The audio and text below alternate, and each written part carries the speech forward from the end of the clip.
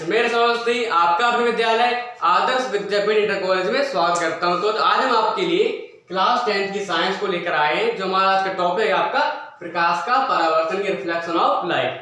प्रकाश का परावर्तन क्या है? जो इससे पहले हम आपको वीडियो दे चुके हैं प्रदीप वस्तु के बारे में, प्रकाश के गुण और प्रकाश। इन वीडियो को 2-3 वीडियो आपको दे चुके हैं। अगर आपने उन वीडियो को नहीं देखा तो प्लीज आप उन वीडियो को देखिए। आज हम बात करेंगे प्रकाश के परावर्तन की। परावर्तन क्या है?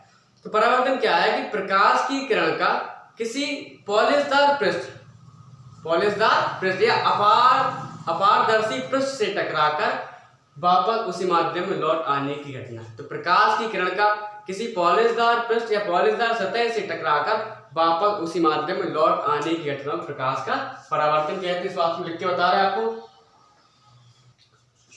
तो जो आज हम क्या बताएंगे प्रकाश परावर्तन क्या है कि जब कोई प्रकाश की किरण का किसी पॉलिशदार पृष्ठ जैसे दर्पण से टकराकर वापस उसी माध्यम में लौट आने की घटना को प्रकाश का परावर्तन कहते हैं।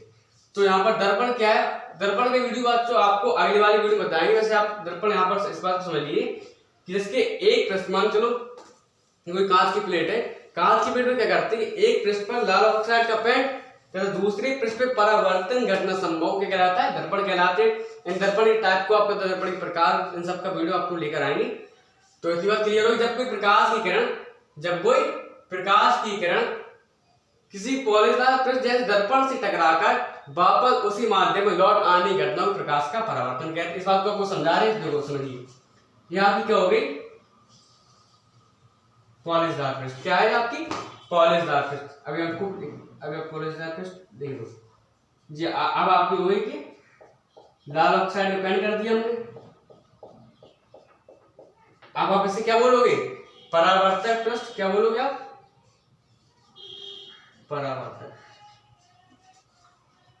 परावर्तक पृष्ठ, रिफ्लेक्टेड सरफेस।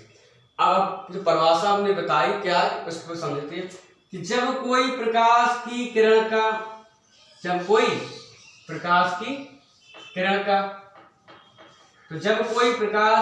का किसी परावर्तक पृष्ठ से टकराकर वापस उसी माध्यम में लौट आने की घटना को प्रकाश का परावर्तन कहते हैं।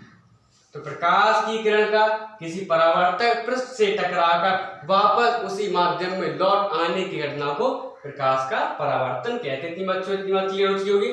अब जो बात आती है कि जो प्रकाश की किरण इस परावर्तक पृष्ठ से टकराती है उसे हम क्या बोलते हैं? आपतित किरण। आपतित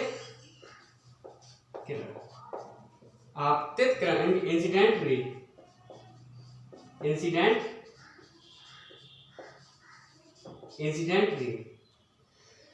तो बच्चों आपको एक बात क्लियर हो चुकी है कि प्रकाश किरण जो टकराती है उसे क्या बोलते हैं? आपतित किरण। अब जो टकराने के बाद जो वापस उसी माध्यम में लौटती है उसे हम क्या बोलते हैं? परावर्तित किरण।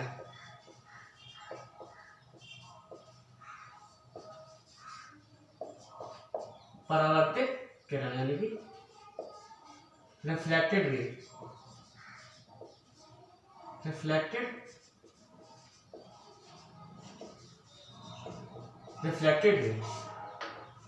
तो जो बात क्लियर है।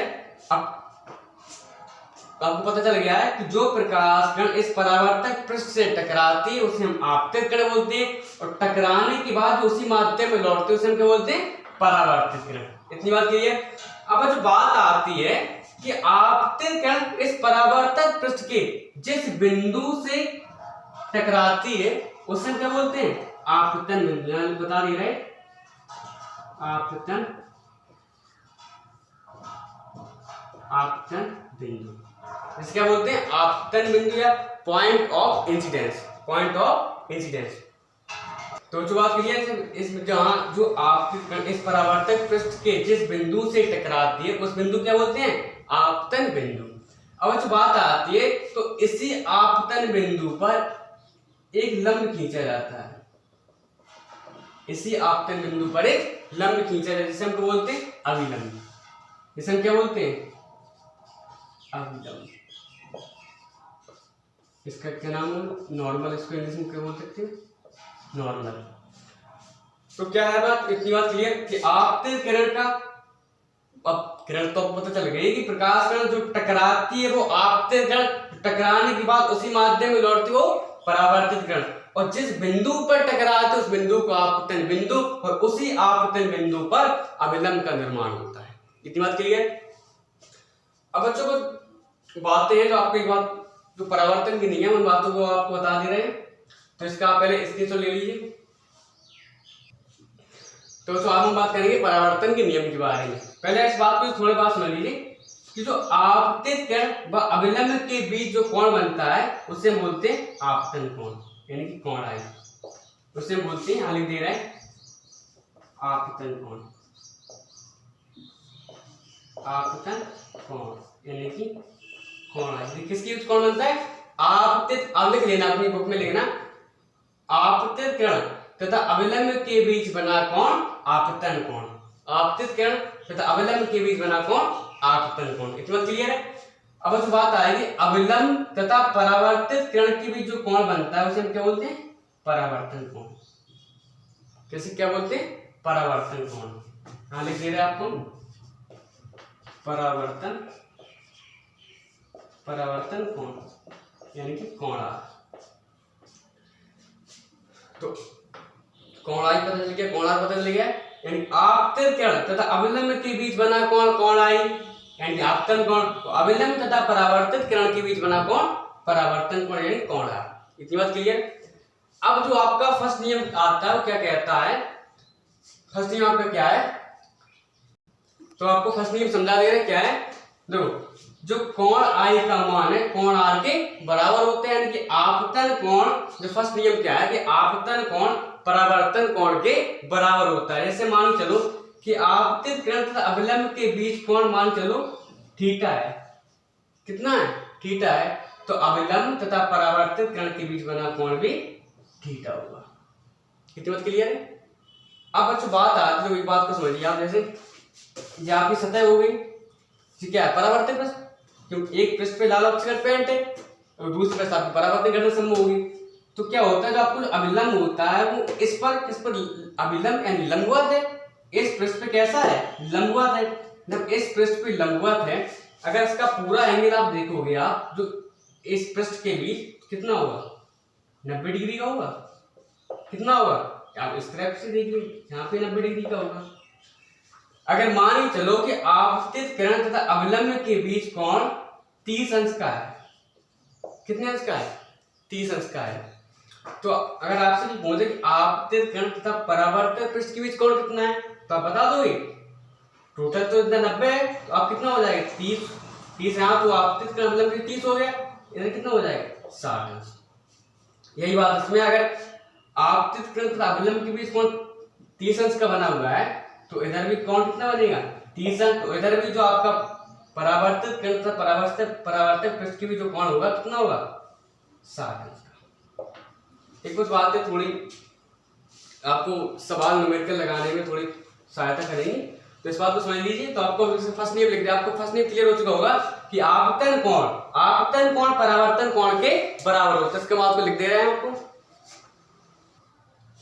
तो जो बात क्या निकल के आई कि आपतन कोण परावर्तन कोण के बराबर होता है, कोण आई का मान कोण आर के बराबर होता है। तो जो बात क्लियर है, मैं कुछ ज्यादा डिटेल में आपको बता दिया, आपको कहीं से दिक्कत आनी नहीं चाहिए।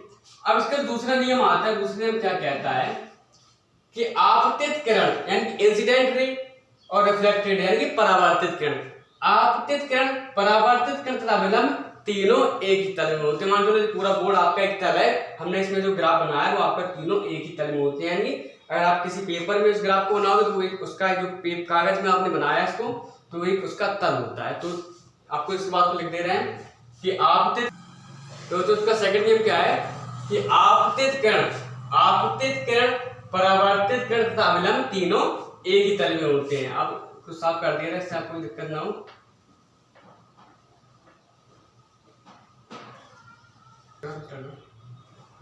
तो क्या बात निकल गया है कि आपतित किरण परावर्तित किरण तथा अभिलंब तीनों एक ही तल में होते हैं। तो बच्चों इतनी बात क्लियर है। तो आज हमने आपको प्रकाश के परावर्तन के बारे में बताया था। प्रकाश का परावर्तन एक बार आपको रिवाइज करा दे रहे हैं।